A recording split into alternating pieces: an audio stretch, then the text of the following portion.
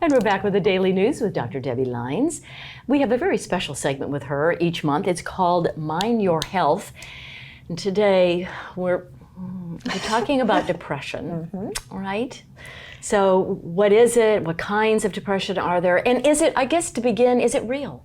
Well, it's funny, we were just talking about that, and Joseph, who is kind of directing us, is like, what do you mean, is it real? I've never heard that. And I guess you and I both grew up in a world where it was, I'm sorry you're depressed, get your clothes on, you're going to school. Right. But what we know now is that it is a legitimate disease, and there are different kinds. Typically, we think of depression as, here's what it looks like.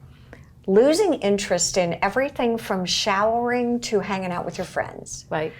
Losing interest in your work. It's often irritability, which a lot of people don't think of when they think of depression.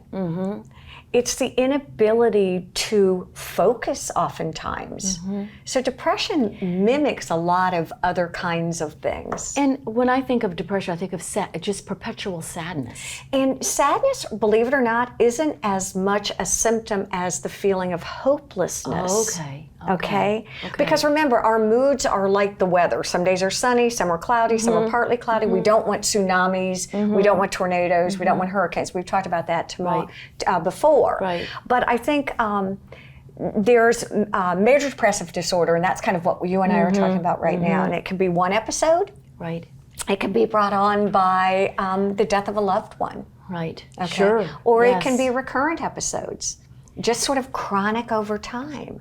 And believe it or not, there's something called dysthymia. And dysthymia is this sort of depression all the time. Have you ever met someone who just always seems slightly hopeless? And down. Just down. Just exactly. Not smiling, just not happy. Exactly.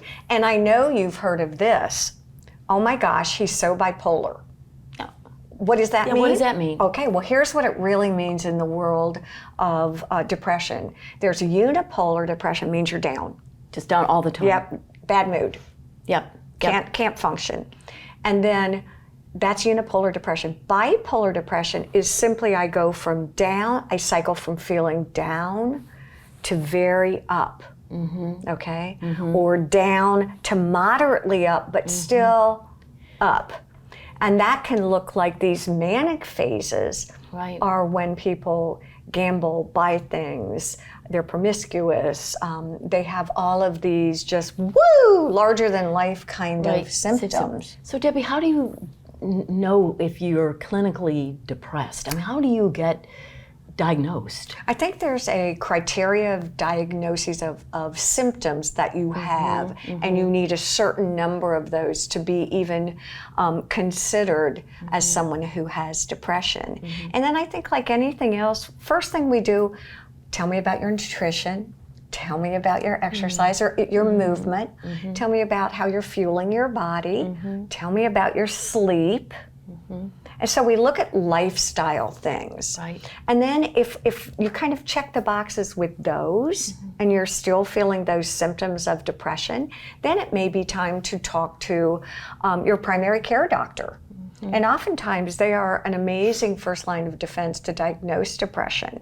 And then at that point a decision can be made what the treatment plans are. To be referred to someone like you who can be there for you and talk with you. You know, yes, absolutely. I think that therapy is like coaching and is for everyone. Okay, so I don't think you have to be sick or have a disorder to go to therapy to learn some skills and strategies for health and wellness. But I do think that when depression becomes chronic or recurrent and has a significant negative impact on your life, yes, it's probably time to talk to someone. And then, of course, there's a number of prescription drugs that can perhaps help. So it's a very complicated disease. It really is a disease, isn't it? It is. It really is. But it's 100% treatable. We can treat it. And we've got the evidence and the techniques and the tools and the medicines now to treat it. So that's really the good news. Good news. Thank you, Dr. Debi Lynes. Always good to have you with us, even though we're talking about a very serious topic. It's touched my life with my mother. My brother had depression, and then he had anxiety. So probably touched a lot of lives out there with family members. So thank you for your insight Thank today. you. And we'll be right back with more Daily News.